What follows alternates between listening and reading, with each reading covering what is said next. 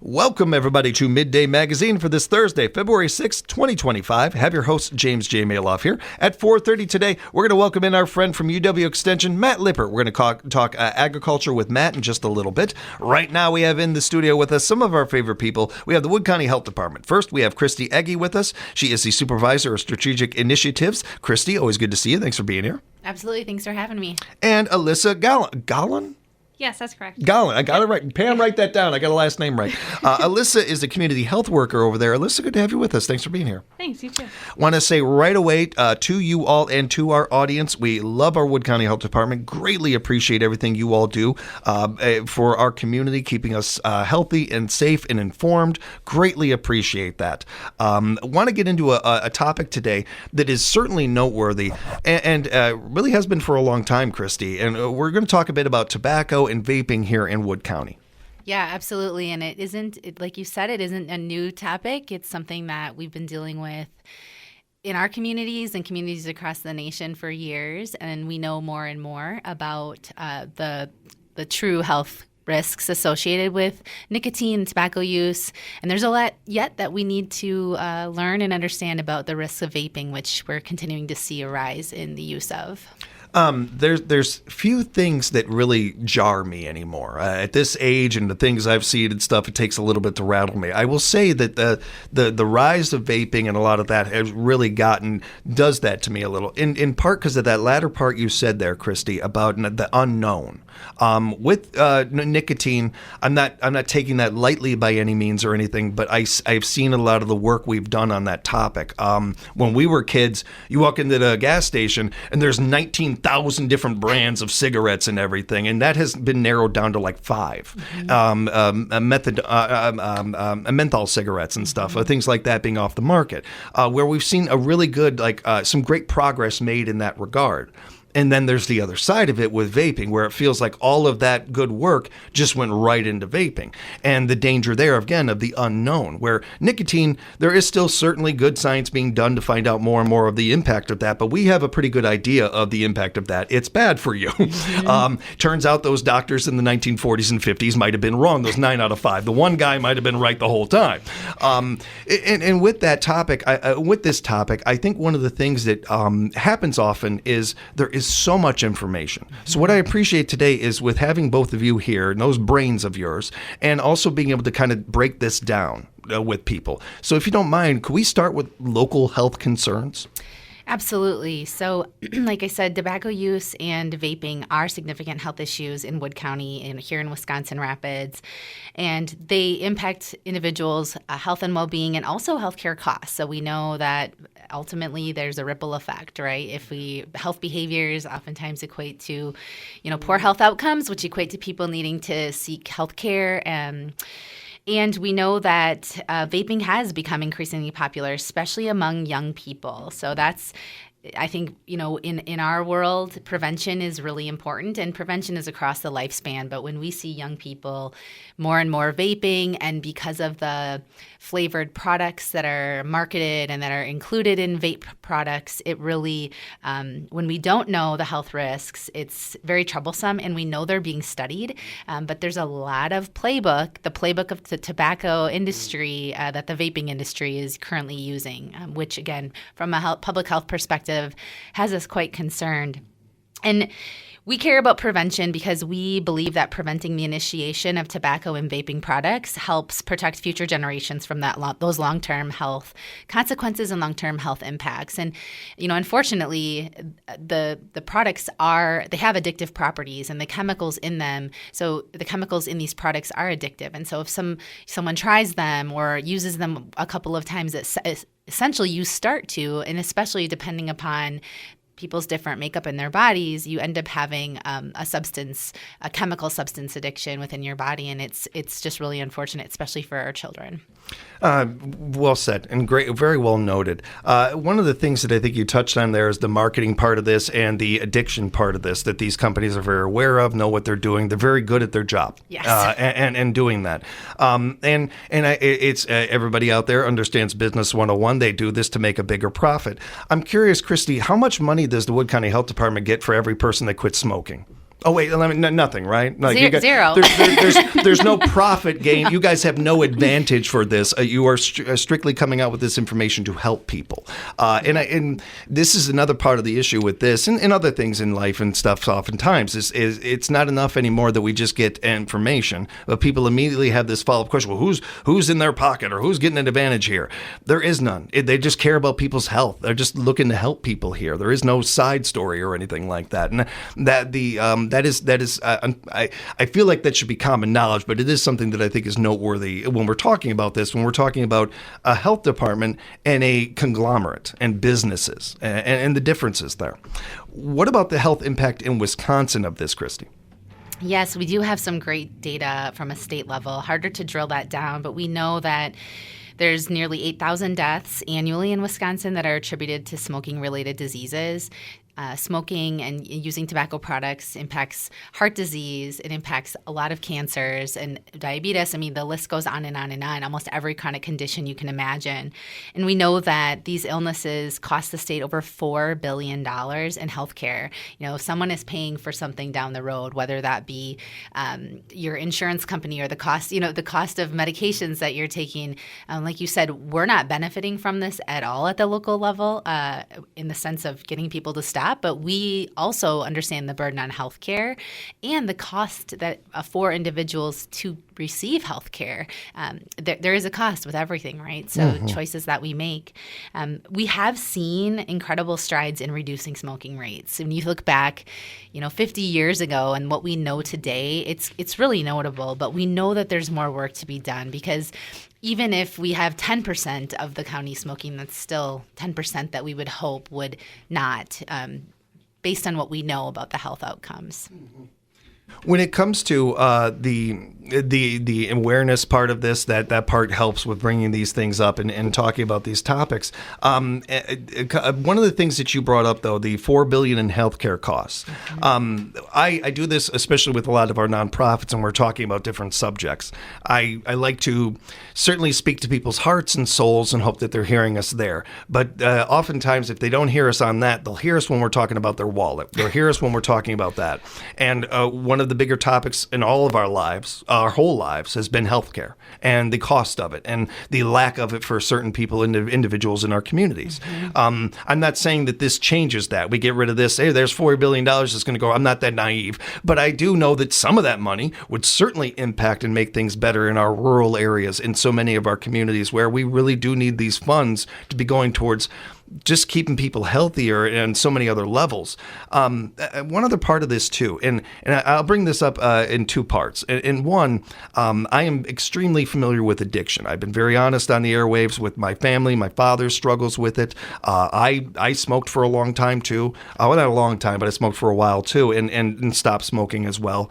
So I'm very familiar with addiction. I literally grew up with it and seen it at its worst my whole life. I'm not saying there's a gigantic difference, unfortunately, but there is a difference between addiction of cigarettes and nicotine and addiction of heroin. And that's what I grew up around.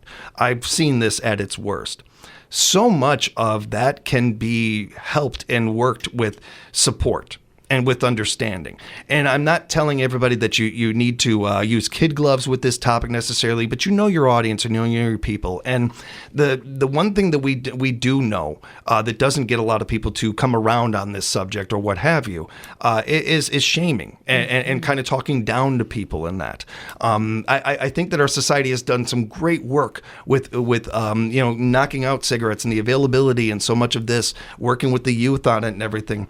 But I think we also kind of hold ourselves back a little bit with some of the way we approach this topic. Not to say you guys or the health department, you guys are approaching this fantastically, and I really do mean that. But I do know that on a societal level, sometimes we do this where we shame each other on these things, and nobody grows from shame. Very few people grow from that. They may hopefully take account of their actions, but addiction is something.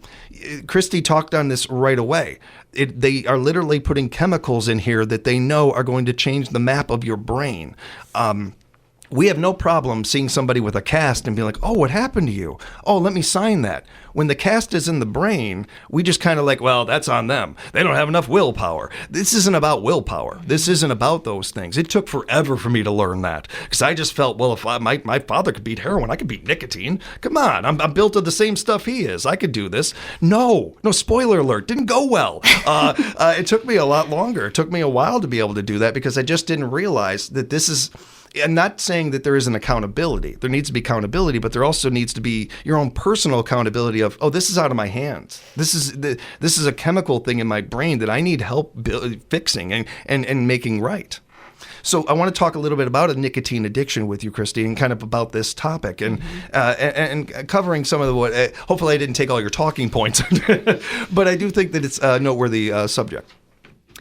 It really is, James. I mean, honestly, that's one of the things that we, in public health, we've talked about that a lot. And there's stigma associated with so many things around people's health, right? So mental health and substance use. And we know that, like you said, manufacturers of these products have known for a long time that there are addictive properties. That's their whole goal. Their whole goal is to start you young, start at 9 years old, start at 10 years old, and then they have a lifelong customer, right?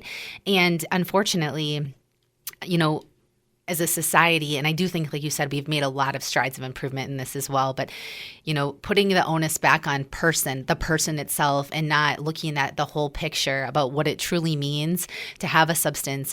The same with opioids, right? Like we know that these manufacturers knew for a long time that there were addictive properties. And while there is a place in the medical system for people to have pain management, it should have been well documented and shared that there was the potential for folks to become reliant on the substance. And so it's the same with nicotine, right? Which nicotine is in tobacco products and it's in vaping products. And yeah, like it's so much bigger than just being able to say, I'm going to stop today. Mm-hmm. And if I can't stop, it's a personal problem or it's a character flaw. That is not the case at all. And we know that, vaping is sort of taking this side of, well, vaping is better for you than tobacco, right? Because there's other chemicals in tobacco products. But so we're hearing that many youth are thinking, well, vaping is a better option. It's less harmful than smoking, but we still believe that it poses significant health risks. And we're seeing that play out. We're seeing youth being hospitalized with issues with their lungs who are, heavily vaping, even youth that aren't vaping heavily. But we know that there is lung damage. We know that you have that side of the potential to have addiction, be addicted to the substances, and then also just those long-term health impacts. So. Are there other things you want to touch on as far as the health risks of tobacco use and vaping? I touched mostly on them already, really just like the link to a lot of chronic conditions. Folks have heard these over and over and over. They impact a lot of our families. I bet every single family is impacted by cancer. I don't know a family that's not impacted by cancer. And we know, there are a lot of things that cause cancer. There's a lot of things we don't know yet that probably cause that we're going to find out in the years to come. But tobacco, nicotine is something that we know for sure causes cancer, heart disease, COPD, like being able to breathe every day, we take for granted. And when you can't breathe without oxygen, it's a big deal. So we also know secondhand smoke is harmful, and that is not being shared in a way to shame somebody that potentially, is using a substance and smoking, but we want them to know it can harm your children to be using substances around your children. And that there's an increased risk for those children around their respiratory health as well. And then similar with vaping, like I talked about the lung challenges that we're finding. We've seen e-cigarettes or vaping linked to lung injury. And there's been hundreds of cases of reports across the U.S., including in Wisconsin, where children have been hospitalized and had to be put on and had to be watched medically and be watched by physicians. Mm-hmm. And like I said, there's just a lot that we're still learning about a lot of these new products. Yeah.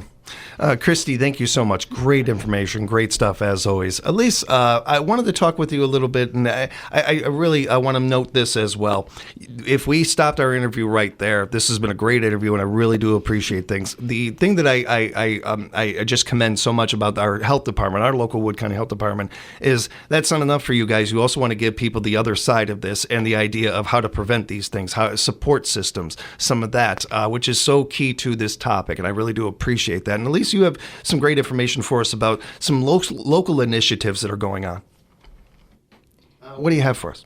Yeah, so we do a lot of stuff with what we call the PATCH program, which is Providers and Teens Communicating for Health. And within that program, we are working with the schools and along with community partners. And so we have been working on doing presentations to the community, families and students about the prevention of vaping and what it does to their bodies. Are you hearing things from kids as far as this topic and why they're doing it or what's bringing them to it or anything? I know we kind of touched on that a little bit, but just specifically from the kids, are you hearing or seeing anything? Or is this a real concern with them? It is. I hear a lot of them talking about the mental health aspect of it and what they're dealing with within their schools and with their peers on how they are seeing what the vaping is doing to their mental health and how it's declining rapidly. I see that there's some other local initiatives and things going on. There's a Wisconsin Tobacco Quit line that is available for people as well. Yes, that is just a phone number that you can call, which is 1-800-QUIT-NOW. It's a great resource, a great ability, especially having something like that available because, you know, it isn't as if addiction only happens 9 to 5 or something like that. There are certainly times in the day when different things pop up or whatever. Having kind of a accountability buddy or a support person right there available, that's a really good resource. And that number, again, is 1-800-QUIT-NOW. There's also education programs going on in the schools. There is. So we have been working with the schools on implementing alternative to suspension programming with us within the schools, and they are working on those currently. Which is encouraging to hear. It's, again, great groundwork being built. And like most things, this stuff takes time. It takes us to have patience with society to build these kind of things up. But what I like to think of is taking a step back into the big picture and 10, 20 years from now, how this subject might be different. And we're having this conversation, and hopefully it's a little bit different in many regards because we're building this from the youth. We're building this at a young age. Wrapping up here a little bit, a call to action about prevention, about awareness, really focusing on how we can do that. To both of you, Christy, Elise, I'll open this to both of you. Yeah, absolutely. You know, it really starts with conversations and support and, you know, encourage. You know, one of the things that we like to say is talk to your kiddos, you know, talk to your family members. Don't be afraid to talk about it. Don't be afraid to talk about the dangers of tobacco use, the dangers of vaping and nicotine. Kids are listening. Adults listen too, and they listen to their friends. I mean, honestly, peers and having the conversation, letting them know, hey, I'm here for you if you need something. And here's what vaping can do to you. Here's what using tobacco products can do for you. You know, kids, it's small talks. It's small conversations around the dinner table. It's really important. And honestly, for folks who are passionate about this or for folks who have been impacted by this, supporting your local and state policies that restrict the sale and marketing of tobacco and vaping products, especially to minors, is really important. You go into a gas station, you see, you know, one of the things that has always struck me is the placement of products and how, you know, things are placed, you know, where strategically, right, where children can see them.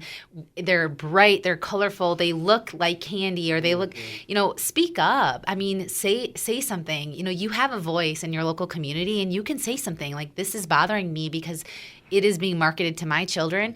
And they may not do something right away, but the more people that say something, the more they're going to realize this isn't what people want to see. This isn't what people want to see when they frequent my store. Or they, you know, so yeah, I mean, you have a role to play. You can be an advocate and speak up. So those are a couple of things. Great notes. And it's a great note that every great revolution, every great change started with one person. Started grassroots, usually one person, and it builds from there. And if you do say something, if you do see things in your community that you think are hurting our kids or something like that, I not only speaking up and doing that, but finding others that feel similar to you and building on that and seeing the good work that you can do from it and everything. And I think as well, so many of the other things we've covered today too are so encouraging to hear about the future of this. When we all see ads on TV and movies and YouTube and that where it's this pill or something and it does this, and then we're all used to side effects may include, and there's all these other big things on there. If cigarette companies had to do that, the 30-second commercial would be 20 seconds would be spent on the side effects. Yeah, they wouldn't even have time to promote their product. It speaks to this. When I talk to my parents when they used to smoke, or people would ask me why I smoked and everything. Oh, it's a release. Okay, or well, what else you got? I like having bad breath. There's no positives to this. It's the weirdest product to think of when you think of like, well, I know what sells these cookies. They taste good, or I know what sells this, but this has no positive to it. No genuine. You really learn something right away when somebody can't tell you what you do. Like you ever ask somebody what they do for a living or something like, well, okay, they didn't tell me anything. This product is like that. This product has no true positive to it. All it has is negatives, and that's key to keep in mind. And I know for me, one of the things that got me to stop was first and foremost, having kids and wanting to be there for them and my grandkids and stuff like that. I also got tired of making rich people richer. I got tired of that. I got tired of being a slave to something.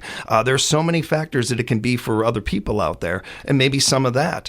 But at the end of the day, it has to come down to you wanting to do this for you. And that's where it begins. You can do it for other people. I had to con myself into it because I'm not good at doing things for myself. But eventually you have to start there. And when you do, you have such a support system waiting for you. You have such a group of people, a community, an area that is behind this and really wants to see you succeed at this. I encourage you to reach out for more information and more help.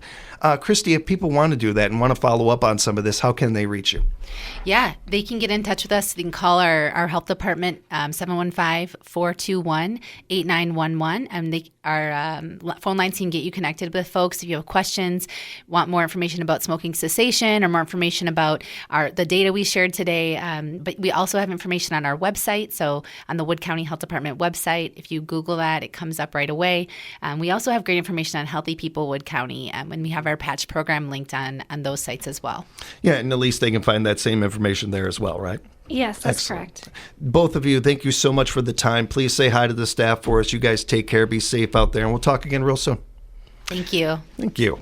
We'll have more Midday Magazine coming up for you right here in 97.5 FM, 1320 AM, WFHR, locally grown radio.